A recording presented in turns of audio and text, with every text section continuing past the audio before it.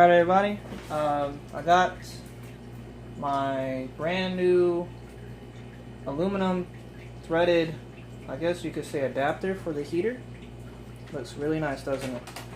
I went ahead and did a whole bunch of lines. I was debating if I was going to do a 5-star or just 4, on each side, so I'm just going to do 4.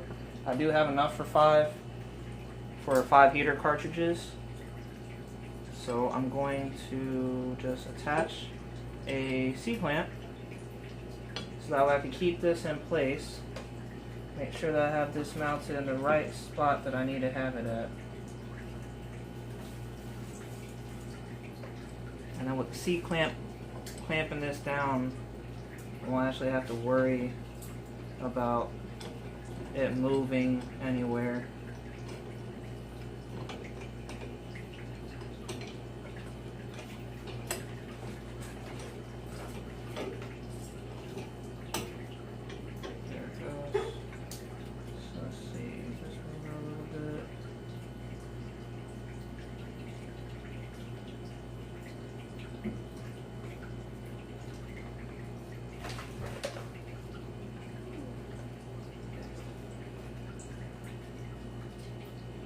It looks pretty good, so I'm going to go ahead and clamp this down here so that way it won't move.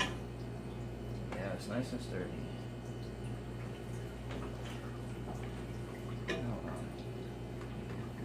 Just move it over just a little bit because I do see a little movement was done when I clamped it down. Too much. Sorry guys, I'm trying to make sure this is accurate.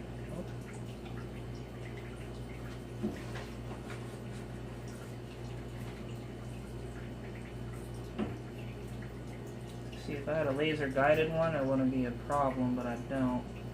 Oh, this is my drill press. I got it from some guy off of Craigslist, $50, and it wasn't bad.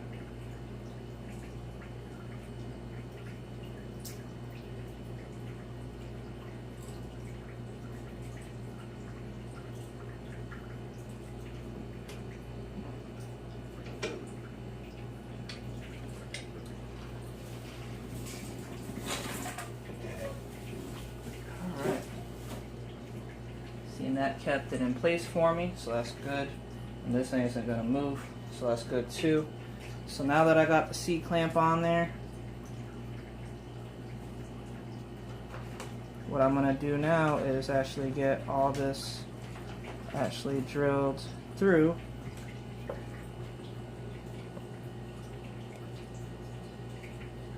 Okay.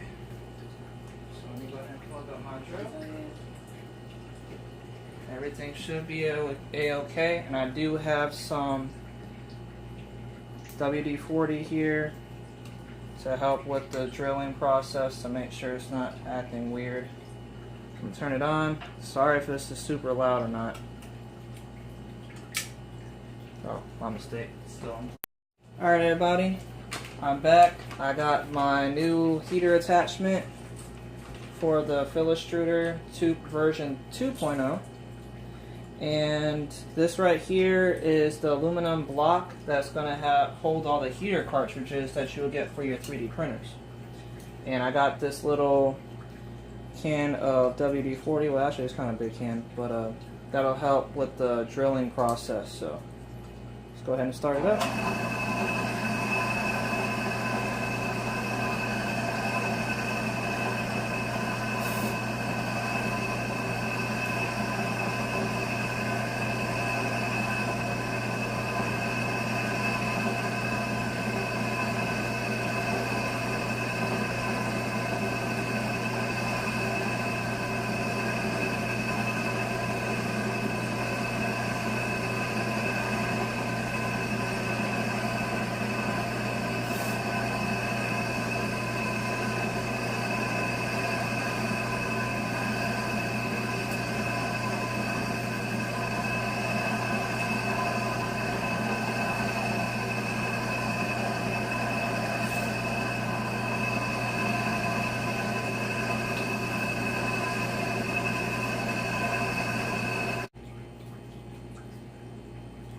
my drill press is new to me anyway. It's an old one that I got off of somebody off Craigslist, but it works great.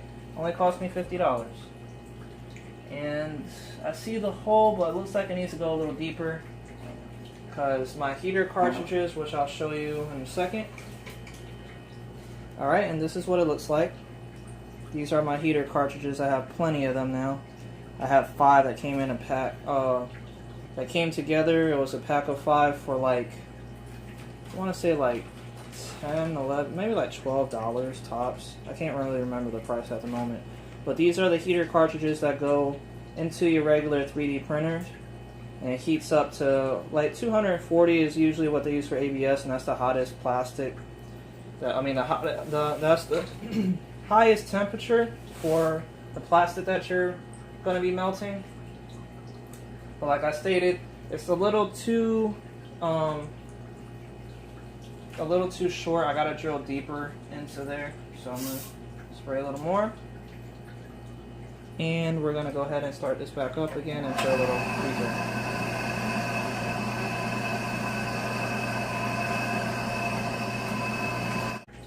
Drill press here, but that wasn't nothing. Trying to see how far deep that is. It looks pretty deep. Yeah, that should be deep enough. Okay, so I'm gonna go ahead and see if this heater band, this heater cartridge will actually work and actually stick in here. And as I thought, it is a little too small. I was trying to find the right drill bit that'll make it fit, but it's either this one that's smaller and this one's just a little too big. I don't actually have one that is perfect sized, which kind of sucks because I hate to drill too wide and then like it'll be kind of loose. But it's not going to matter too much because this is going to be in, like this whole heater band will be encased in fiberglass to keep the heat inside of that area. So the wires and all that aren't going to move anyway, so I won't actually have a problem with it moving around. So that's not really a big issue. I just really wanted to actually set it up the other way. So with that being said though, I'm going to go ahead and get this off of here now. That's not the one. Let's move this right here. Nope. There we go. I'm going to take this out.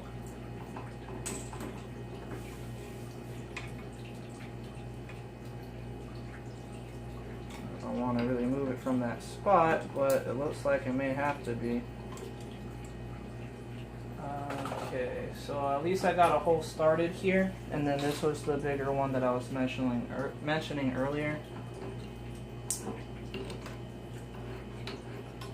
There we go.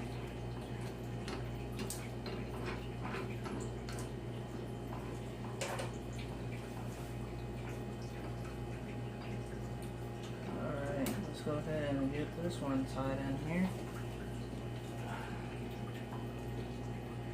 Alright, that should do it. I don't think it's going to move.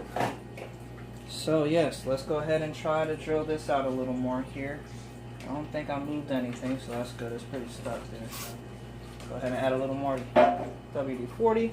Turn this back on.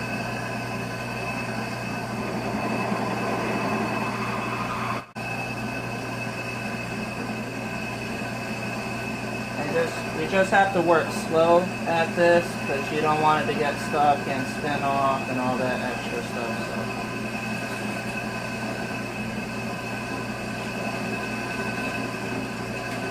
So. Slow and steady wins the race, right?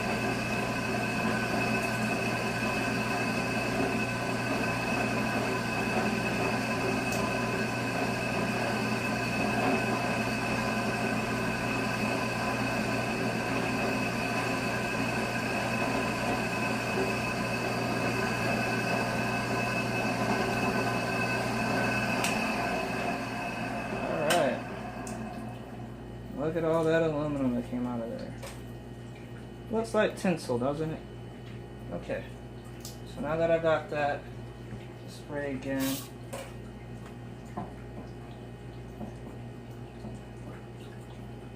It's not that deep. We'll go a little deeper. It needs to be a little deeper.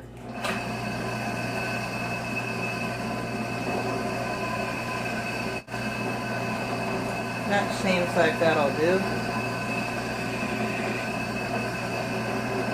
Okay. Yeah, that looks pretty good. Let's just, we can kind of measure it using the drill bit here. So, yeah, that looks pretty deep. From right here. Let's see with our heater cartridge here.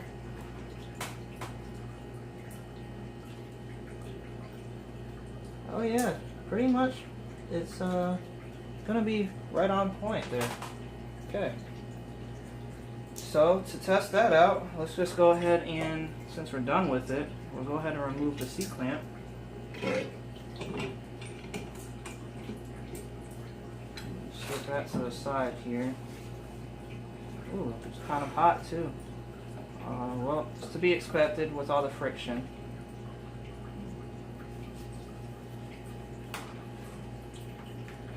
Okay, and you can see right in there.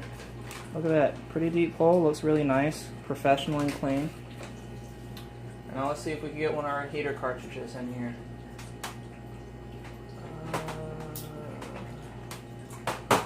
All of them are wrapped up, so I'm trying to get them untangled here.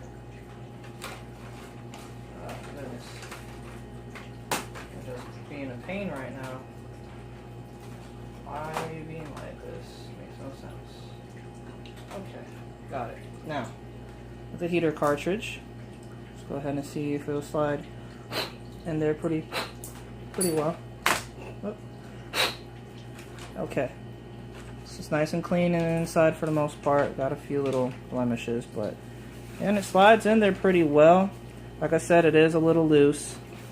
See that a little loose right there, but it's not gonna go anywhere once I get that in there. And if for some reason, you know, it stays kind of loose and I'm not liking it, I can drill on the sides of here.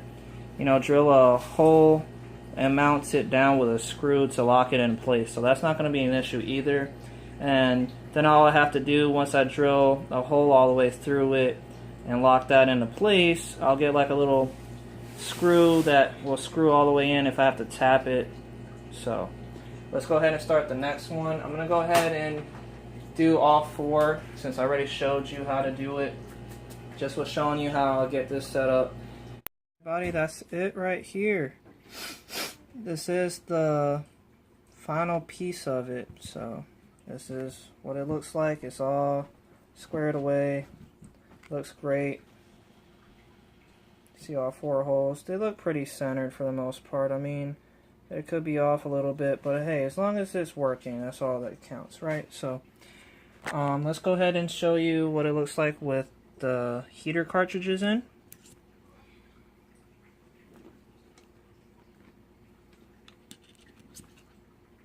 You can see that they go in really nice and deep, but not so where you can't really see them. So let me get the other two in there for you.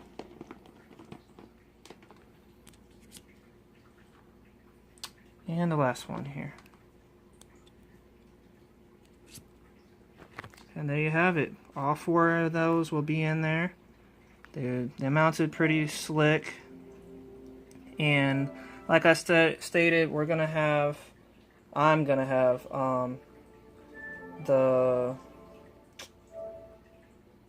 to keep them all in place.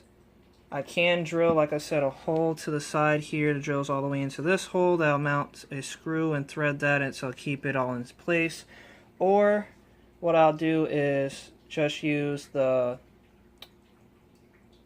fiberglass around this whole top here, and that'll keep them in place too.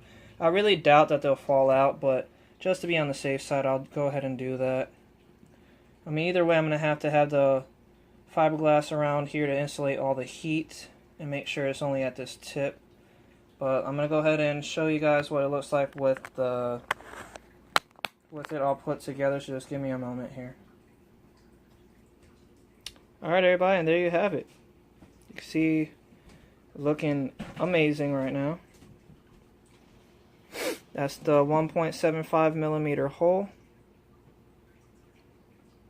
I use my drill press to get that really centered inside and out, so that's not going to be an issue either. And you can see, I mean, they're sliding out a little bit because of me pulling on the wire, but if I push them back in, that's not going to be an issue also.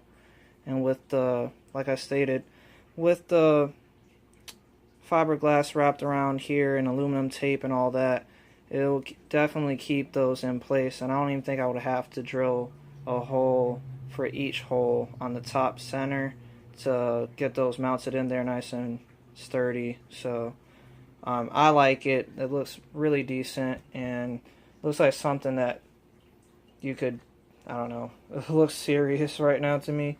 Like, I can't believe I actually made something like this using aluminum and stuff like that. So I don't do a whole lot of metal work. I'm usually using like wood or, yeah, for the most part wood. So like aluminum and, you know, all this metal stuff, this is still kind of new to even me, so I'm doing a pretty good job, I believe. Anyway, hope you guys liked the video. Please, like I stated, like, subscribe. Let me know what you think about all this. This will be better than my first filament extruder, or Filastruder, because this will be these are able to be controlled by an Arduino. So that's going to be way better than setting up just a PID controller, because of the fact, you know, say like in the morning, if I wanted to, you know, have this preheat turn on before I get up, I can set the Arduino for a certain time during the day or in the morning. Say like I wake up at 10 o'clock, so 9 o'clock or like 9:30. Yeah, 9:30. I'll go ahead and, I mean, I don't even think that really, I feel like 15 minutes should be good enough for it to heat all up. But so say like 9:45, I have the Arduino kick on and tell it, hey, let's go ahead and heat all this up, and then it'll heat it all up and communicate with the heater cartridges in here, heat up, and by the time I get out here to start using the filament extruder, already be preset and heated up for me, kind of like an alarm, and it will be able to come on whenever I ask it to at a certain time of the day, and then, you know, let it run for a few hours. The cartridges will stay heated up for a few hours, and I can even program them to shut off and when to shut off. So this gives me way better customization and time wise, so that will actually save power, and, you know, and if I'm not around there, I can actually just shut it off if I'm not using it right then or anything like that. And on top of that, I could actually have a setup of